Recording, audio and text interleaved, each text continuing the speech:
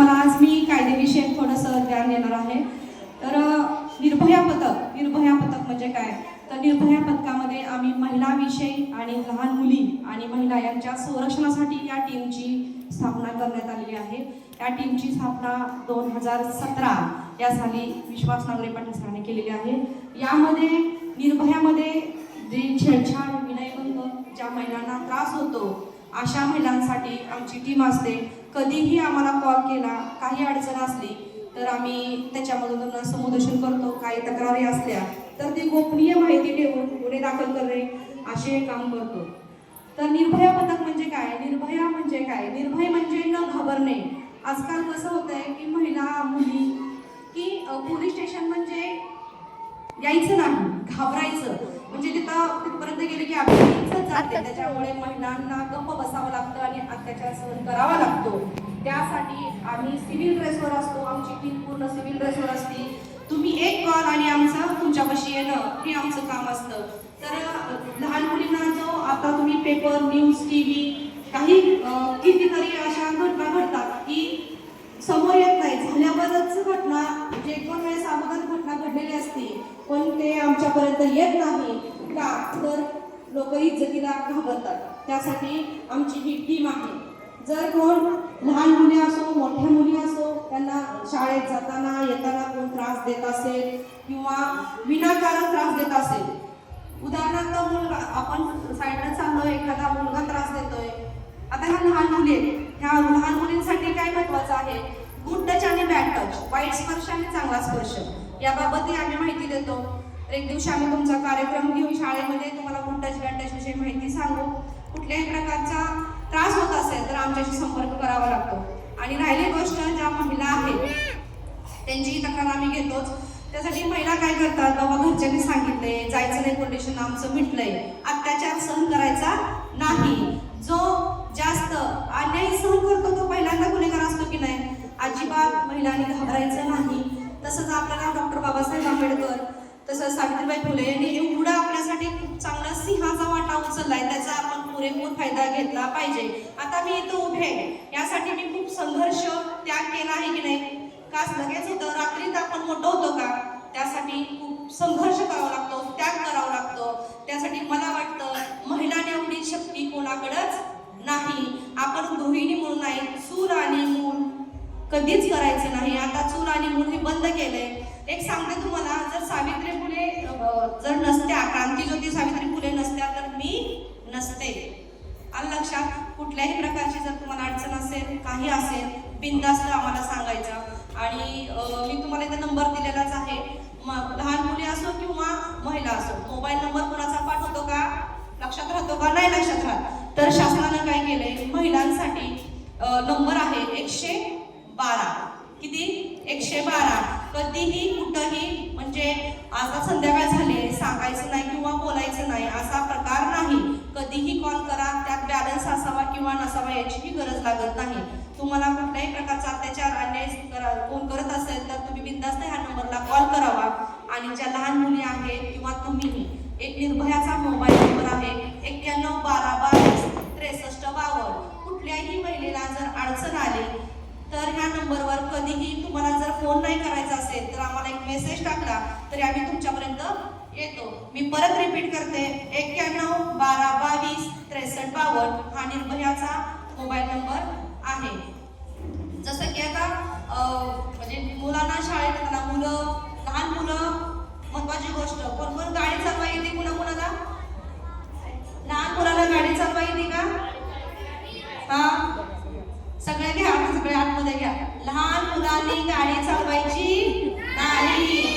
जर लहान मुलगा गाडी चालवताना दिसला तर पालकांना 25,000 रुपये दंड आहे. अजिबात लहान मुलांनी गाडी चालवायची नाही. जर तसं केलं तर दंड. ज्यांनी हात वर केला त्यांचे मी फोटो काढले, केलाय की हात वर, जर केलाय ना, कोणतो का, मी आता हात वर केला होता, केला होता आता हात वर. जर कुणी चालवायचं पालकांना आणि माझ्या मुलीला एवढी विनंती आहे की आपल्या मुलांनी गाडी नाही चालवली पाहिजे. किती घटना घडतात. त्याच्यामध्ये लहान मुलांच्या हातात गाडी द्यायचीच नाही. राहिला प्रश्न महिलांसाठी, जर महिलांना कोण त्रास देत असेल तर आपला आज मला वाटतं 8 मार्चच हाच दिन आपला आजचा उत्स्फूर्तीचा नसावा. आपण एवढ्या शक्तीनं आणि एवढ्या भारीने आपल्याशिवाय कुठं काही होत नाही. कायदा म्हणजे आम्ही पुरुषांना खांद्याला खांदा देऊन सुद्धा काम करतो. कुठल्याही क्षेत्रामध्ये महिला नाही असं कोणतं क्षेत्रच राहिलेलं नाही. त्यामुळं सर्व समानता. आलं लक्षात? अजून काय अडचण तुमच्या असतील तरी पण सांगा मला. महिलांना काय अडचण असतील, मुलींना काही अडचणी असतील, तक्रार पेटी आहे. तक्रार पेटीमध्ये नाव मेन्शन करायचं, माणूस नाव टाकायचं, कोण त्रास देते आणि तक्रार पेटीमध्ये टाका. मी चेक करेन, काही अडचण असेल तर सॉल्व्ह करेन. अजिबात कुणाला घाबरायचं, घाबरणार का? आणि आता सगळ्यात आवडतं मुलांना मोबाईल. मोबाईल कुणाला वापरता येत नाही.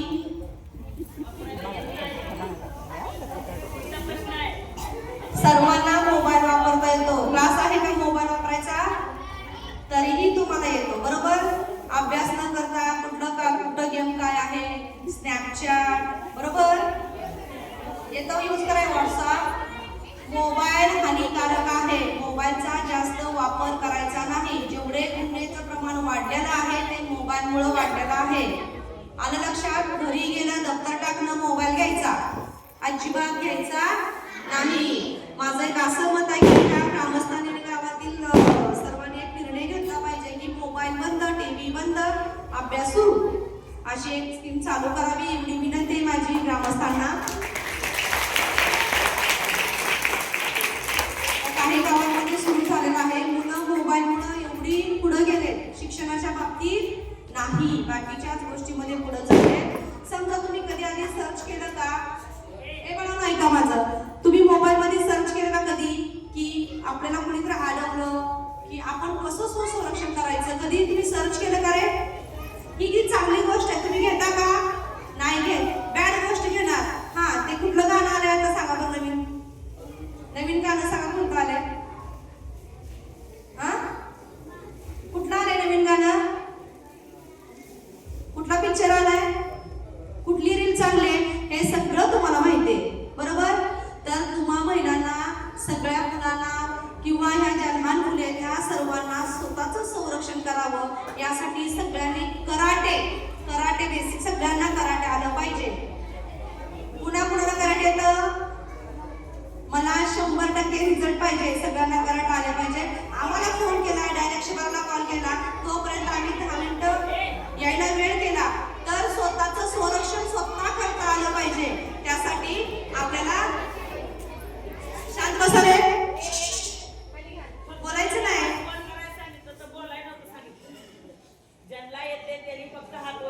ज्यांना येते ते चांगलीच गोष्ट आहे. सगळ्यांना कराटे आलं पाहिजे. आम्ही येईपर्यंत म्हणजे आमची वाट न बघणं, एवढी मला अशी अपेक्षा आहे की मुलींनी आमची वाट न बघता स्वतः संरक्षण करावं, एवढी माझी सगळ्यांकडून अपेक्षा आहे. सगळे कराटे शिकणार का? शिकणार का? मोबाईल घेणार? पण जाऊ द्या. निर्भय पथकाचा मोबाईल नंबर सांगितलाय, सांगा बरं. 3 अंकी सांगितला. 3 अंकी हा कायमस्वरूपी डोक्यात फिट करून ठेवायचा. किती? किती आजी? 112. तुमच्या लक्षात पाहिजे. भांडण लागलेले फोन करायचा हा, आणि विनाकारण फोन करायचं नाही. 112 हा आपत्कालीन नंबर आहे. लागतोय का म्हणून कॉल करायचा नाही, ट्राय करायचा नाही. गुन्हे दाखल होतात. टाइमपास म्हणून हा मोबाईल नंबर नाही. आम्ही फोन आलं की हा नाही, आम्ही सर्च केला होता, ऐकून घेतलं जाणार नाही. हा नंबर हा इमर्जन्सी नंबर आहे. समजा तुम्ही कॉल ट्राय करत असाल, तिकडून कोणतं खूप अडचणीत असेल, त्याला आम्ही जाऊ शकत नाही. त्या एखादी व्यक्ती असेल, एखादं लहान बाळ असेल, लक्षात. आणि तुम्हाला सरांनी गुड टच बॅड टच सांगितलंय का सगळ्या मुलींना? माहिती आहे सगळ्यांना? 100%. आणि प्रत्येकाला गुड टच बॅड टच विषयी माहिती पाहिजे. आणि ज्या माझ्या भगिनी आहेत, पालकांना एक सूचना आहे की आईने मुलींची मैत्रिणी होणं खूप गरजेचं आहे आत्ताच्या युगामध्ये. मुलींची मैत्रीण म्हणजे लहान मुलांना मैत्रीण होणं खूप गरजेचं आहे. आणि आपण घरी असतो बरोबर, तर मोबाईल घेणं मुलांना, अभ्यास, आणि सर्वांना वाटतं की नाही आपण पोलीस व्हावं. त्यासाठी आतापासून व्यायामाची सवय पाहिजे, अभ्यासाची सवय पाहिजे.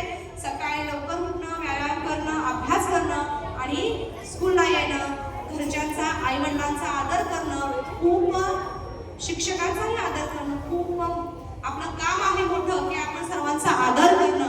त्याच्यावर आपले खूप चांगले संस्कार दिसतात.